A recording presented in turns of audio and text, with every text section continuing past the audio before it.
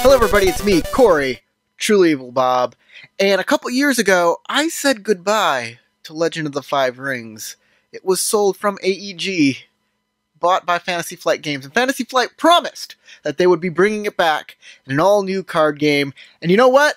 They just started sending out their previews of the new game, The Legend of the Five Rings card game. It is a living card game. What does living card game mean? I don't know. Those are meaningless words. So what is a living card game compared to a collectible card game? We all know collectible card games or tradable card games or whatever you want to call them. You buy booster packs. They have rares and commons and uncommons. You got to buy a lot of them to get the cards you want, and you get tons of common cards that are basically useless. Living card game, at least from what Fantasy Flight has, is you get a box set of cards, and it has all the cards. You don't have to go looking everywhere for the cards you want. So you get the box set, and you can just play right out of the box. Sounds great, right? Well, there's a little difference here. You only get one copy of the card. So you could, if you're just a casual gamer, yeah, buy a box set. It's about $40. That sounds reasonable, about the same price as pretty much any other card game that's out there, including my own card game, Cosmic Forge, one of the best, it's not even a card game, it's a board game. Yeah! Cosmic Forge, build your own, solar system, link in the description. It's awesome, I promise you. So let's talk about the living card game. It says on their webpage, and this is one of the worst things, I got a bunch of notes here, give me a second. It says, important note, 3 copies of the Legend of the Ring card game core set are needed to have a complete playset of cards. That's right. That brings the price up to $120 if you want the complete playset of cards. And then, of course, they'll be making expansion packs and things like that. So you'll have to buy 3 copies of those, I'm assuming, to get an entire complete set as things go forward with this card game. Whew, that might be a little too expensive for people like me who are broke, poor little babies. So how does the card game work? Is it very different from the old collectible card game? Well, it fixes a lot of things that were wrong with the old collectible card game. If you like the old one, you may appreciate this one, or you may be very angry that they changed everything that you loved about this card game. So what's the same about this card game? Well, you have your 4 provinces. Your provinces are filled with dynasty cards. You have your fate deck, only it's called a conflict deck now. They're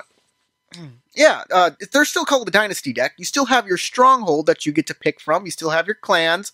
It's 7 clans. It's the original 7, and we'll talk about that a little later. It works pretty much the same. They got rid of the limited phase where you attach things to your cards. Now, all of that is done during combat. So when you declare an attack, during the back and forth between players, you'll be equipping your personalities and your samurai while doing maneuvers such as sneak attacks or, political machinations or whatever you're doing. The cards themselves are beautiful. They have this kind of woodcut feel to them on the backside, and the front are just the spectacular art you've always seen in Legend of the Five Rings. I would hang them up on my wall, they're so pretty. Especially the Way of cards, which are all watercolors. They are gorgeous! Let's talk about the personalities, the samurai that you're going to be bringing out to attack people. You don't have gold anymore as a resource. Each stronghold gives you fate that you use to buy your samurai. And they have these cute little lotus tokens that represent your fate. They're adorable. I love them.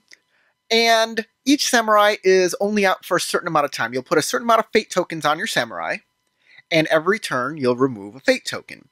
So you're going to have to use these resources while they're out. You have to attack with them. You have to use them rather than doing this war of attrition bullshit that's been in the other card game since forever that I've hated. And I'm glad.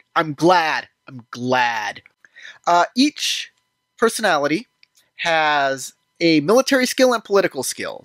This replaces the old Force and Chi. I liked Chi, but as the game developed, as Legend of the Five Rings, the card game in the world developed, politics became much more important than any magical ability, and I'm glad they got rid of chi. It should play a much less, more subdued role in the game than the political machinations which everybody loves, including myself. So military and political skill, I'm down for that. They all have this glory stat too, and I'm not sure how that works. Maybe it works with your honor, I'm not sure. There'll be more previews of rules coming ahead, so we'll see about that. I'll try and give you updates. Every card in the old card game would have a name attached to it, like Akodo Yamato or whatever, Doji Sakurako, and you could bring these samurai out. Not so much with this new card game. Now your personality cards, your samurai cards are Matsu Berserker, Borderland Defender, Agasha Swordsman, Savvy Politician, Agile Scout. These are the type of people you're going to be bringing out to help you. And I don't know if I like that. Taking away the personality of the cards takes away something from the game, in my opinion. I really like using my favorite personality and putting them forward to attack you. I had favorite characters. And while I can see the reason for just making them generic, because as the storyline progresses, you have to come up with more and more unique names, I'm still attached to those people. And I want them to play a more significant role in the game. How does honor work? Well, you have these little honor tokens, and I'm not really sure. I'm looking at them. I got my notes right here, and I'm looking at them, and they look weird. They're these little red things, and apparently there's a die too. I'm not exactly 100% sure what's going on with this, but the mechanic they're putting forth is when you want cards from your conflict deck, you're going to bid honor. The amount of honor you bid is equal to the number of cards you're going to draw. If you bid more honor than your opponent, you give up that amount of honor and you give it to your opponent. So there's like this ebb and flow of honor. There's like a tidal force of honor. So when you have lower amounts of honor, you're not getting as many cards, but when you have a lot of honor, you're giving that to your opponent, so maybe next time they can. That said, if you bid the lower amount of honor, you don't have to spend any of that honor. You don't have to give it up. But you do get all of those cards that you wanted. So if you bid 2 honor, and the other opponent, your opponent bids 5, they're giving you 5 honor, but you're still getting 3 cards. I don't know how that's going to work. I like to think of honor as a personal thing. Like, I don't see how another person is giving up honor to give it to me. It's an odd mechanic, but if somebody can rationalize that, I don't know. Tell me how that mechanic mimics real life, and maybe I'll get on board with that. Do it in the comments. Hey, love to hear from you. So how do you win? There are 3 ways to do that. There are 3 paths to victory. Destroy your opponent's provinces and stronghold, get 25 honor, or you can lose by getting to 0 honor, or you make your opponent get to 0 honor. No more enlightenment victory. If you want to play a rings kind of thing, it's gone now. I'm sorry about that. But you have to kind of cut down the amount of ways to get victory in a game, because too many can bog down the game. So if you're going to get rid of one, I can see enlightenment going away. So let's say you want to do a military victory and you're going after provinces. Every time you crunch a province, every time you break it, you get the ring power. You can get one of the 5 ring powers. Unfortunately, there's only 4 provinces, so I don't know how you get 5 rings. But you'll get a ring bonus every time you break a province. Kind of like the stipulations you had on the ring cards where you had to do a certain amount of things to put it into play. It's kind of like that, only much more straightforward. Break a province, get a ring, instantly get a new ability. Sounds great. The cool thing is your personalities don't die after they come home from battle. They come home bowed, and they lose a fate token. So yeah, that's great. I'm down with that. So you see, in the earlier game, when you had a battle at a province, all of the opponent's cards died. The loser side died, and they all went to the graveyard. And all of the winner's people came back home bowed to be used again in future rounds. It's like winners just kept winning and winning and winning. And there needs to be some bounce back in a game. There needs to be a way for losers to have comeback. And this is a very important thing, I think, that needs to be in a lot of games. And the old Legend of the Five Rings card game didn't do this well. I'm going to make an entire Crunch episode about comeback and why that's important to games, why that's fun, it makes games competitive. It's a pretty important thing that needs to be in a lot of games. Like, one of the more frustrating things about Monopoly is the fact that there's no comeback in the game. Once you're losing, just pack it in. So Fantasy Flight kind of helps with this by making sure your personalities are brought home. And make sure that you have to keep attacking and keep the game action-packed by the fate tokens, so you have to keep using your resources. I love this. Love it! Also, if your opponent has gone down to only one province, you can attack their stronghold directly. You can attack a stronghold? What is this nonsense? I kind of like that. Yeah, go after a person's stronghold and destroy it. Their castle. That makes perfect sense. You destroy their castle, you win the game. Boom. I'm on board with that. So let's talk about the story. This is one of the things I'm really excited about. I made those Legend of the Five Ring card game cartoons a long time ago. You know I'm invested in the story. I love the role-playing game. I did a role-playing game Let's Play on this channel. There's a link somewhere. I'll put it at the end. Why not? Watch them. They're great. If you're curious about Legend of the Five Rings and the world, I love the world and the setting and the story behind it. And I know a lot of people are going to be disappointed to hear that they are going to reboot it to just before the Scorpion Clan coup and Clan War. All of that story, all of the passion that we put into it, wiped away again, just like Star Wars. Ugh. No! It's okay. It'll be okay. I promise you. Think of it like this. I like to play Skyrim. And I have completed entirely everything I could ever do in Skyrim. I want to keep playing.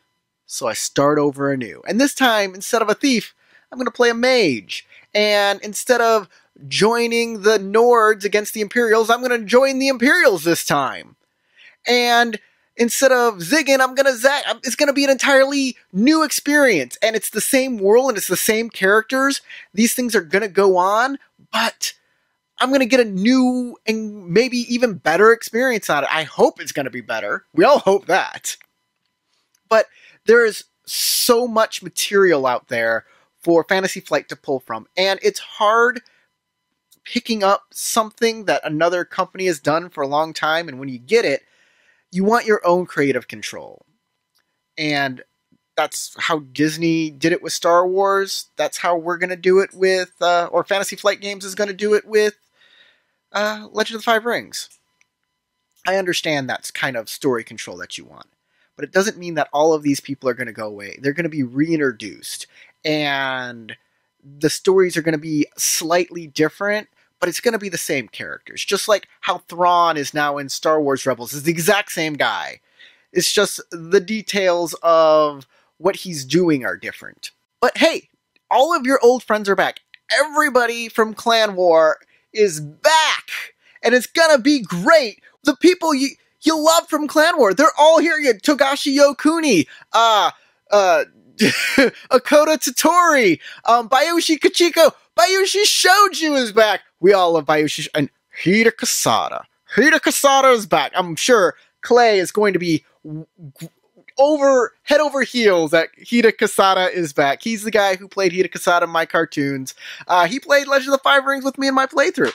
From what I've seen of Fantasy Flight and how they're handling this game, I have the utmost faith in them. And I know change is hard and different, and you liked what you had before, but things gotta grow. And sometimes they gotta be built on the ashes of what came before. And it's not like we still don't have all those stories, and we still can get those old cards and play the old version as much as we want. But I think we should give this new version a chance too. And when it comes out, I'll buy a box set and I'll do a proper review of it. When there's more material that comes out for these things, I might do another video. If this one's popular, if y'all like what I have to say. Or, you know, maybe if it's just controversial and you don't like what I have to say, I might make another one. Who knows? But I'm excited. And I hope you subscribe to my channel. Hey, what could it hurt, right? And buy my board game Cosmic Forge. It's on sale right now, and I guarantee you will have a fun time. I will see you later, guys. Have a nice day, and go roll some dice, man.